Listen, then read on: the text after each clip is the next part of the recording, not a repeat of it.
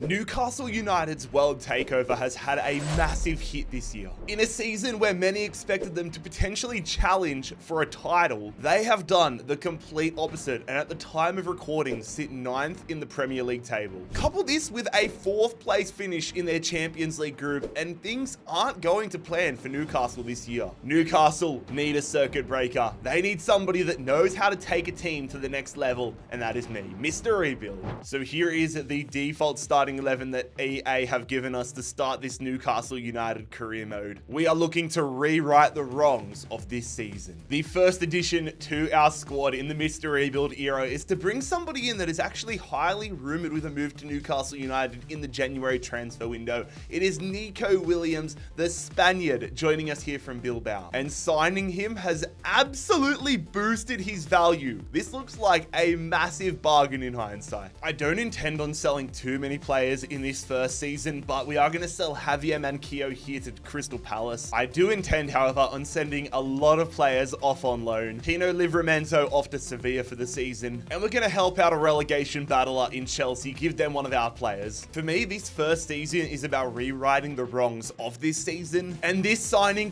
perfectly encapsulates that. He's a man that in real life tore his hamstring and is going to miss a bunch of months this year. So we're going to bring him to Newcastle United. We need a superstar young left back, which is why we're going to sign Nuno Mendes, the Portuguese defender, signing on here for £46.4 million. The loans continue as Anthony Gordon is heading to Benfica, and that's going to be our transfer window, keeping things pretty straightforward for this first season, just making a few little tweaks. But season 2 is where I really want us to put our own spin on this Newcastle side. But the big question is, can we do what Newcastle United were unable to do, and that is get out of the group of death? Let's find out in 3, 2, 1. We actually did it. We actually got out of the group stages. All right, that is better than I expected. If the Newcastle board are watching, I'm open. I'm ready to take the job, but we're going to have such a difficult task in the last 16 as we're going to be facing Real Madrid. And we are doing significantly better than we were in real life. Newcastle United, just 3 losses, sitting 4th in the Premier League here. And my relegation battler's comment about Chelsea a few minutes ago is currently biting us in the ass as Chelsea are top of the table. If we actually complete this rebuild this year, that would be unbelievable. I don't think we've had a 1-season rebuild so far in EAFC, have we? But our Champions League hopes took a massive blow as Lewis Hall got recalled. What are we going to do without our 66 rated right back? All right, let's see how we're going to go, lads. Champions League knockout rounds. Real Madrid coming to St. James's Park. Are we going to get the dream of a 1-season rebuild? First leg is going to hopefully set us up. We're going to go to a second leg. Isaac getting us an equalizer, but Jolinton with a straight red card. That is not good at all, man. We're going to have to be on our A game, heading to the Bernabeu if we want to keep this first season alive. Longstaff into the starting 11 here for the second leg at the Santiago Bernabeu. 1-1 here against Real Madrid. Can we get Newcastle United into the quarterfinals here in season 1? Yes, we do! Oh my God. Bruno and Miggy Almiron are going to get us past Real Madrid. This is not how I expected this first season to go, but I am definitely not complaining. But we're going to have to go back to Madrid for the second time as we're facing Atletico in the quarterfinals. This would actually be hilarious. Come on, lads. First leg away at the Metropolitano. Come on, Newcastle. Come on, Newcastle! Oh, Almiron is having the campaign of dreams. Miguel Almiron gets us the winner and the lead in this first leg to take back to St. James's Park. I cannot believe I'm saying this after the group we had, but can we get ourselves through to the Champions League semi-finals here in season number 1 against Atletico Madrid? We do it.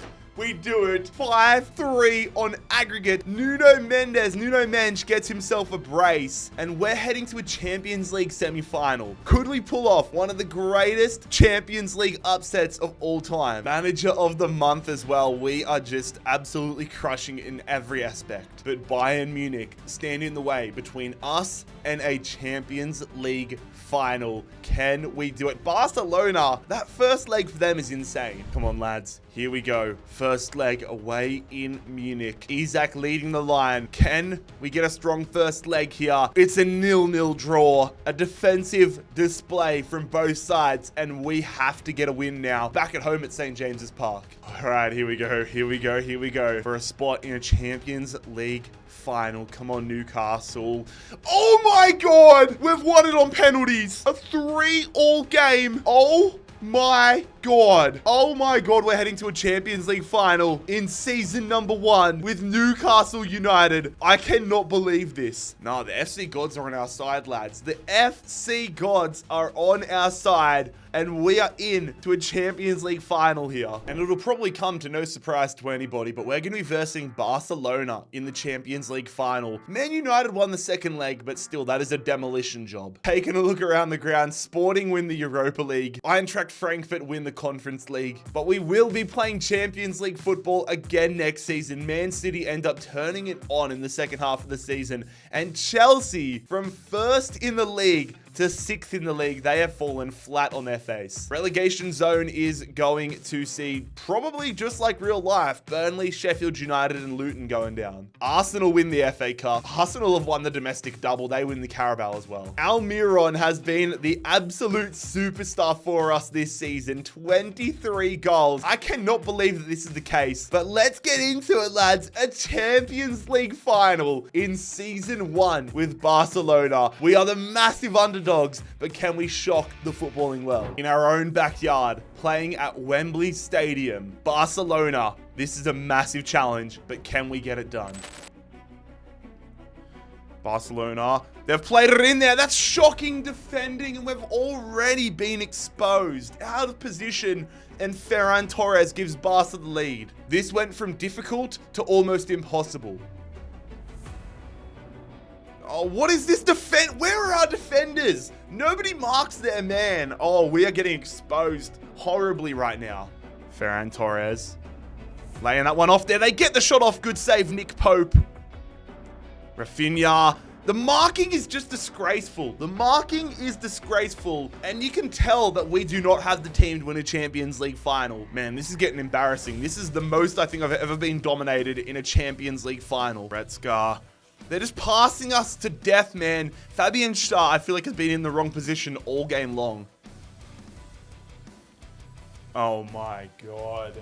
There is nothing we can do to stop this Barcelona team. And there it is. The fairy tale is not going to happen. We have suffered the biggest loss in rebuild history. This game has proven to me that we still have a long way to go if we want to find ourselves in this position and make Newcastle United Champions League winners. It doesn't take an intellect to realize that our defense was absolutely dreadful in the Champions League final last year. And that is the first spot of the squad that I need to fix up here in season 2, which is why we're going to sign the man that had us in his back pocket in that final, fresh off a Champions League title. It is going to be the French defender Jules Koundé joining us here from Barcelona. And the big name transfers continue here in season number 2, lads. Ruben Neves has been linked for months now with Newcastle United. It has been the transfer saga of the year. Ruben Neves, I'm making it happen. People have their thoughts about it. I don't think he should be able to go there on a loan. That seems very murky to me with the Saudi connection, but on a permanent,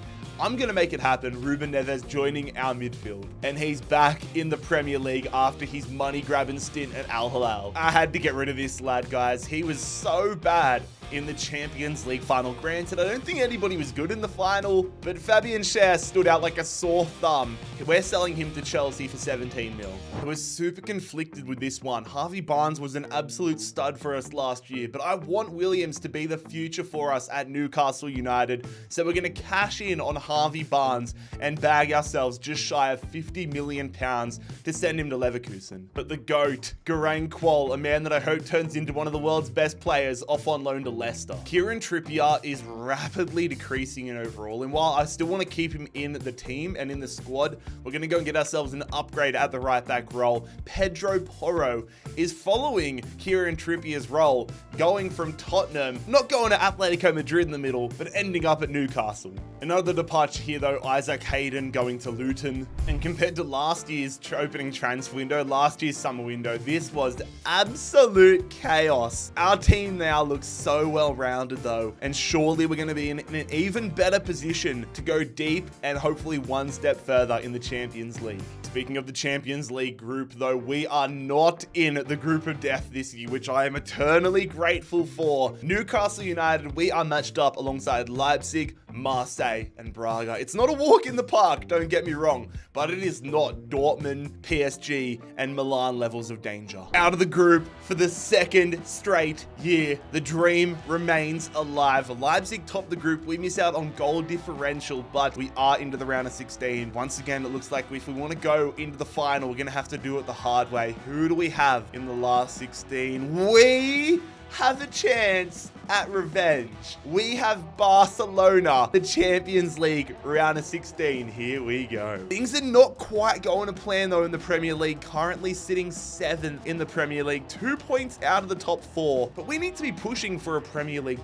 title. And as much as I hate to say it, Almiron's output nowhere near matches what we got out of him last year, so I think it might be time to get a massive upgrade at the right wing position, which is why we are going to make the massive signing of Japanese wonder kid Takefusa Kubo. He's going to be joining us here from Real Sociedad, getting his big move to the Premier League, and I'm very excited to see what this kid can do. It is time. Our time for revenge. Barcelona destroyed us in last year's Champions League final. Can we use that to drive us into a run this year? First leg at home at St. James's Park, and it is a 2-2 draw. Rafinha and Alexander Isak getting both teams their goals. Last year we had to get past Real Madrid in the last 16. This year we have to get past Barcelona. This is a massive game, lads, at the Camp Nou to take down the team that eliminated us last year. We have been humbled yet again. Barcelona have destroyed us in the Champions League round of 16, and we are not going to go further this year.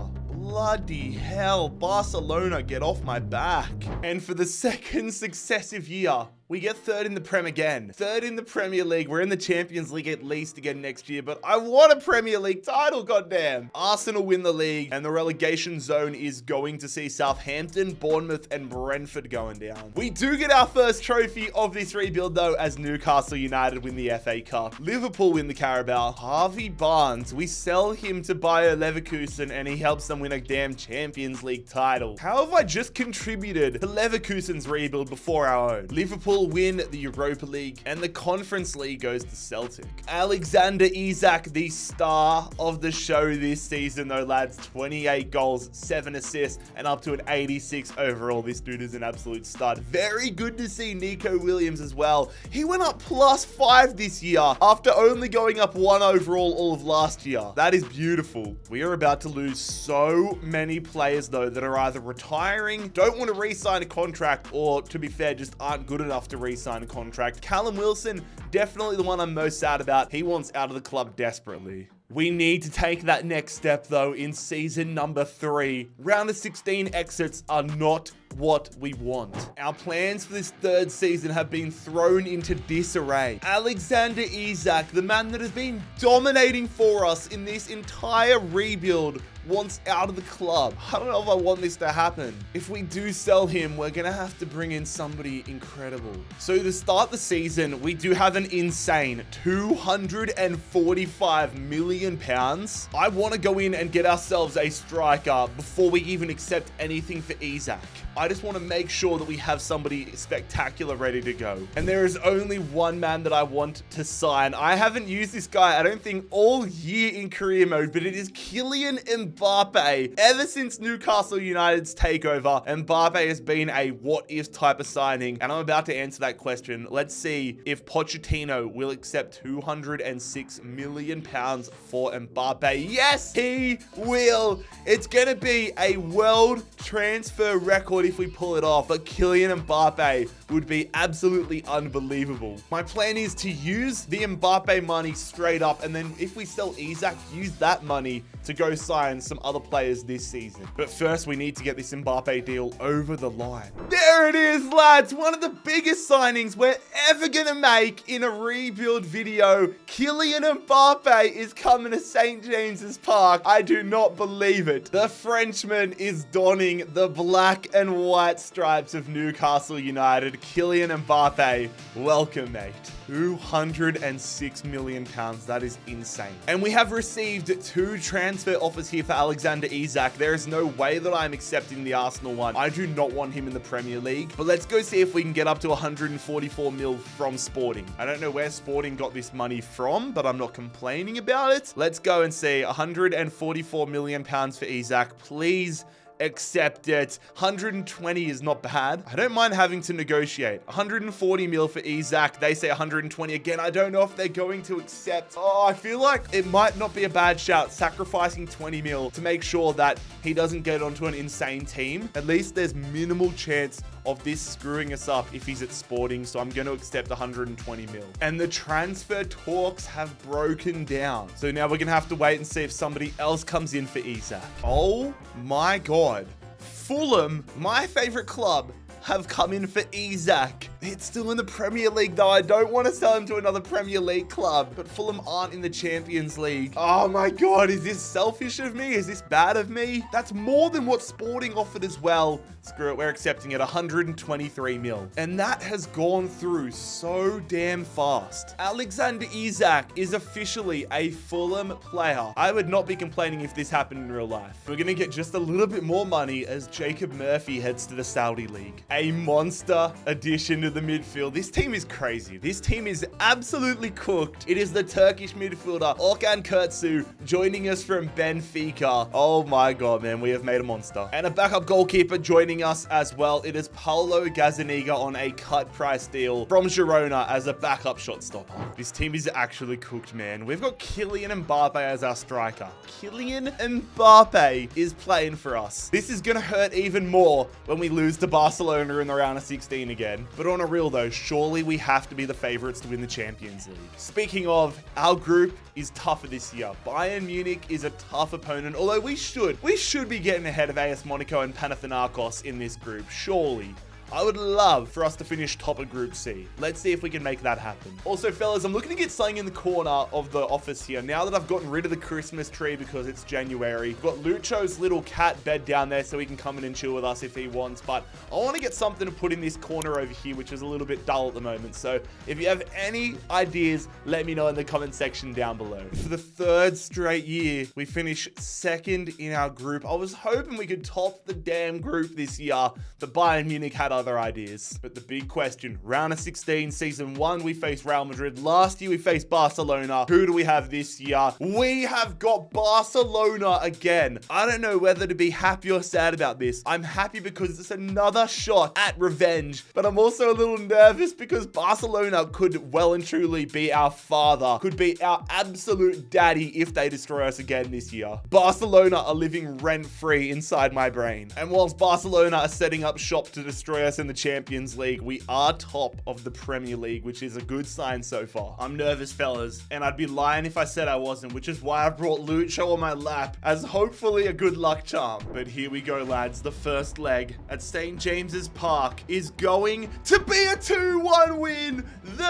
Okay, see you later, Lucho. He's done his job, but Bruno is gonna bag us a brace, and we take a narrow lead back to Barcelona. We need to stay focused, fellas. A draw or a win is all we need to take down Barcelona once and for all. Come on, Newcastle United. Come on, Newcastle. Come on, Newcastle. It's Mbappé bagging a brace, and we hold on by the skin of our teeth and get ourselves through to a Champions League quarterfinal. We have finally beaten Barcelona, and it feels so damn good. A new opponent has entered our horizon, has entered our radar. It is Napoli for the first time in this rebuild. Newcastle versus Napoli. The lads are looking fresh and energized as we get ready for this first leg in Naples. Come on, lads, need a strong start. Take back to St. James's Park. I don't know how to feel heading into this one.